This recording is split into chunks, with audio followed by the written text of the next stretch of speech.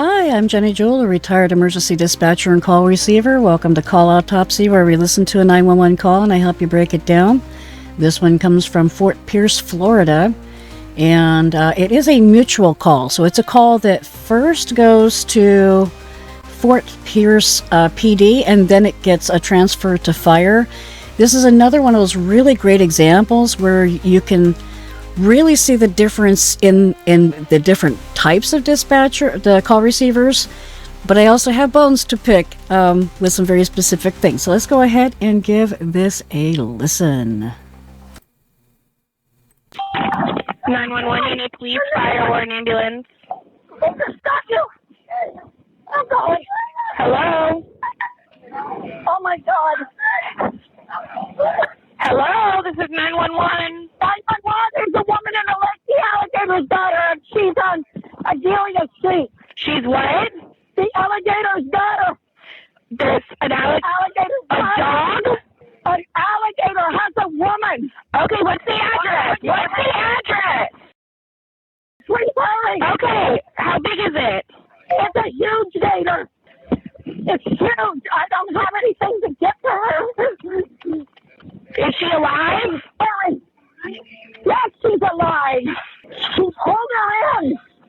She's holding her in the lake. Okay, hold on, ma'am. I'm gonna transfer you over to the fire department, okay? What's your name? It's too late. It's too late. Oh my God. Did it pull her under? Yes. Oh no. It pulled her under? Yes. Yes. Oh my God. Oh my God. Okay, hold on 1 second. I'm gonna transfer you to the fire department. Oh my God. Oh. Oh. Fire rescue, what is the address of your emergency?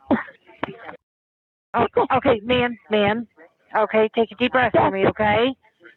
Okay. I am. All right. How old is the female? How old does she look? She's old. She's 75. Oh, okay. All right. So, And you said an alligator pulled her in? pulled her in the lake. I can't see her. I ran to get a pole to pull her out, and I can't see her. Okay. All right. She's under seatbelt. Okay. All right. And you don't see any of her body? Nothing sticking out? Nothing. I see a shoe. She was swimming toward me. I said, come to the bank. I was trying to stick a pole out for her, and I was calling you at the same time, and she's gone. Okay. She's gone. Now stay on the phone with me, okay? Come on, honey. I got to get her dog so he doesn't get hurt. Okay, so the dog... Let me let him in. The dog is... Okay. He's all wet. I'm going to put him on his little porch. Okay. Come, honey. Calm down. He's so frightened. God. Oh, my God. I don't know why people walk their little bitty dogs near the lake.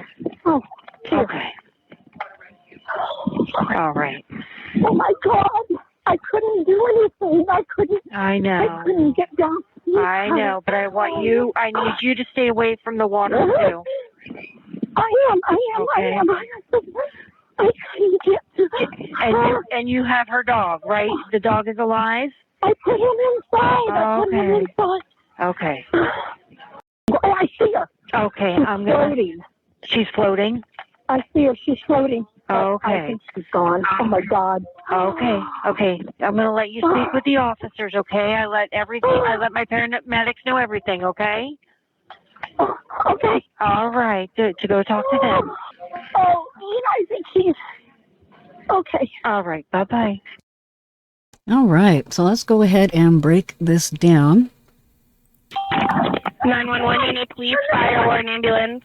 All right, so that's police, fire, ambulance is their answer up there for Fort Pierce with their call. And the reason why is they are not a single dispatch center. They work mutually. And so we're going to, again, address that together.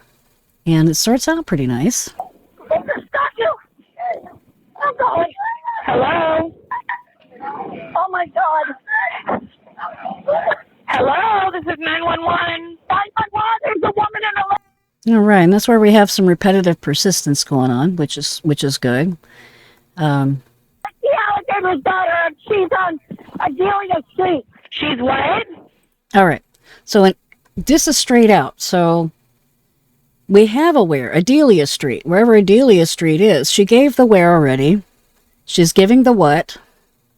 So again, in every single 911 call, you need the golden 3. The alligator's got her. There's an Alligator's a got her. dog?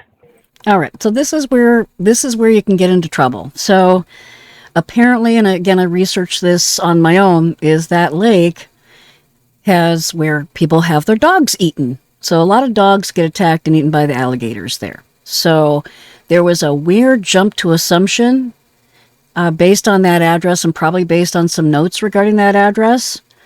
And that's a dangerous territory to be in. An alligator has a woman. Okay, what's the address? Okay, so we have alligator has a woman. So we have more of the what. But this is where the departure between what I think is appropriate and what they're doing starts to fray a little bit. Yelling at them, yelling at your call, does not help to calm them down or get the information. This is a police call receiver, which again, it's a completely different culture in those call centers. They're not bad, they're just different. So I've done both, just to let you know, be honest with that.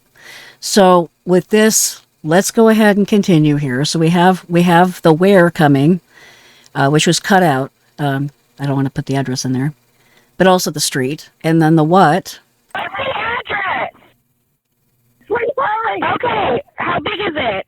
it's a huge gator. It's huge. I don't have anything to get to her. So right now, what we technically have is we have potentially what would have been a second patient because she was trying to help save. I understand wanting to do that, and I would be one of the idiots that would run out there and try to save her too, to be honest about it, and probably become another patient also. Even though I know better, I would still probably do it just without thinking.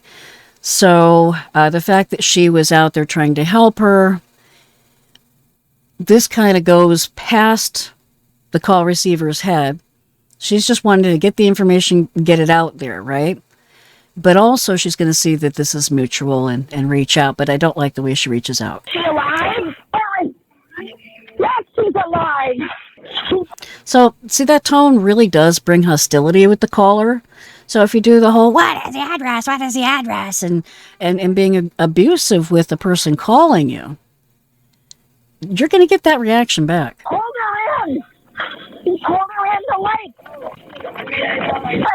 Okay, hold on, ma'am. I'm gonna transfer you over to the fire department, okay? All right, so she's documenting the call. They do have to legally required to respond. So there will be police response, at least one, to take a report. And then, I've never worked in Florida, but I've actually, handled Bambi calls like that. But yeah, it's just nuisance value. What's your name? It's too late. It's too late. Oh my God. Did you pull her under? All right, so she's trying to get the who. And here's my other pet peeve. So we know that this was supposed to be a transfer to medical according to their protocols in their center, because that's what she was doing. If it's even a hint of medical, you have to reach out to medical. This is completely like something you have to reach out to medical for. She has now had the call 30 seconds longer than she should. Right now is when she should have been doing the mutual. And then, yeah, but there's a whole other 30 seconds wasted here too. Yes. Oh no. They pulled her under? Yes. Yes. Oh my God. Oh my God. Okay, hold on 1 second. I'm going to transfer you to the fire department. Okay, so now we have, well, technically it's like 15 seconds more, but seconds matter. And so now they're reaching out to the EMS, which if this had gone ideally in the first 30 seconds, the call would have been built. She would have let her dispatcher know, we need a response. This is what's going on. I'm going to reach out. You have to tell your dispatcher what you're doing, or they don't know. Let them know that you're going to reach out. Even though you know that that's the next step to reach out to mutual with EMS, let them know that that's what you're actively doing, because they're going to try to talk to you. They're going to try and get your attention for things or get more information from you when you have something you need to do. It doesn't mean shutting out your dispatcher. It means listening to them, but still doing the thing that you're supposed to be doing. Oh my God. And right now, we have a second patient technically because she's escalated. Luckily, the fire call receiver brings her down a little bit. Fire and rescue, what is the address of your emergency? So fire and rescue, what is the address of your emergency? Again, the address gets cut out. Oh, okay, man. Okay, take a deep breath for me, okay? Okay. I am. All right. How old is the female? How old is... So what she did is she rifled out what was going on while she was giving the address, because the address is so intertwined in there it's missing, but she does talk about the gator attack. She looks old. She's 75. Oh, okay. All right. So, And you said an alligator pulled her in? pulled her in the lake. I can't see her. I ran to get a pole to pull her out, and I can't see her. Okay. All right. She's on. All right, so we have, again, she went up only to let her know that it was a question, right? She didn't escalate to the same stage as the caller, which is what the PD dispatcher, call receiver, not the dispatcher, the PD call receiver actually escalated their voice to match the caller. That is like a real road to not getting a successful call. That's a real road to getting very bad things to happen. So yeah, just don't match their voice. Do again like what they're doing here. Is you go up, you meet them a little bit, and then you bring them back down again. So that's exactly what she's doing. But she is very, very dramatic with it, which I really emphasizes it really well. Just say so. Okay. All right. You don't see any of her body, nothing sticking out. Good example. All right, so she's going up a little bit with a little bump and back down again. Nothing. I see a shoe. She was swimming toward me. I said, come to the bank. I was trying to stick a pole out for her, and I was calling you at the same time, and she's gone. All right, so right now, again, they're building their side of the call and getting this out to their dispatcher, but also what she's doing is she's trying to assess if they have another patient here by listening to the caller. They need to make sure, again, that the person who's calling is safe. Okay. She's gone. Now stay on the phone with me, okay? Come on, honey. I got to get her dog so he doesn't get hurt. Okay, so the dog... Let me let him in. The dog is... Okay. He's all wet. I'm going to put him on his little... All right, so here's the other thing. You're going to notice a little bit of a difference in the technique here. So this call receiver, instead of trying to talk over the caller, since there was like 2 attempts at trying to get a very specific piece of information, instead of trying a third time, she just decided to listen, continue noting, again, bringing the information in. Okay. Listen, honey, calm down. He's so frightened. God. Oh, my God. I don't know why people walk their little bitty dogs near the lake. And you notice how the caller is a lot more calm and steady right now, even though this horrible thing is happening and that they witnessed it. Oh, okay. All right. So we have good call control. Oh, my God. I couldn't do anything. I know. I couldn't get down. I know, but I need you to stay away from the water, too. Awesome. So we have comforting and coaching, which is exactly what you need right now. I am. I couldn't get to her. And you have her dog, right? The dog is alive? I put him inside. Okay. Which makes it so that nobody's going to run out and try and save a dog. Very good idea. Don't have the dog outside when it might run to try and save its owner or attack an alligator. I see her. Okay, She's floating. She's floating? I see her. She's floating. Okay. I think she's gone. Oh, my God. Okay. I'm going to let you speak with the officers, okay? All right. So she's still doing more comforting, but we are 3 minutes into the call, and they have a response. So there's a really good response time, and PD has to secure the scene first before aid can come in. I know that's frustrating for a lot of people, but that is what needs to happen. I let my paramedics know everything, okay? Oh, okay. All right, to go talk to them. Oh, I think she's okay. All right, bye-bye.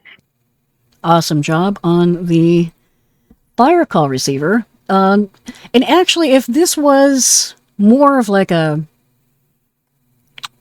God, I've already had my venting about this, but I'm going to go back to it. So, don't yell at your caller, please. Don't yell at them. That doesn't help you. And it's like, yeah, you can have calls all day about people getting eaten by alligators, but each one of them, this is the first experience the person calling you has ever had with someone being eaten by an alligator. So even if you get all the calls, if you somehow are like the alligator person or the person that gets all the Bambi calls for some reason, and it's just another walk in the park for you, but the person calling you, this is like a singular life event for them. And to treat it like it's less than that, kind of put me off a little bit on that. And again, if you're the receiver for this, you did nothing wrong. It was just a little delayed. But I just was just an even better kind of thing, just critiquing the pathway for it. But even though this kind of rubbed me wrong, this would not be something that a supervisor would say anything about, to be honest. This would be something that they might mention it in passing. Hey, I know you wanted to help them, but if you need to let go of the call, let go of the call. And I know that's essentially what was happening. She wanted to help. It comes across as her being more aggressive than she needs to be, but she really wanted to help. But it's not in her purview to do that. It is a transfer.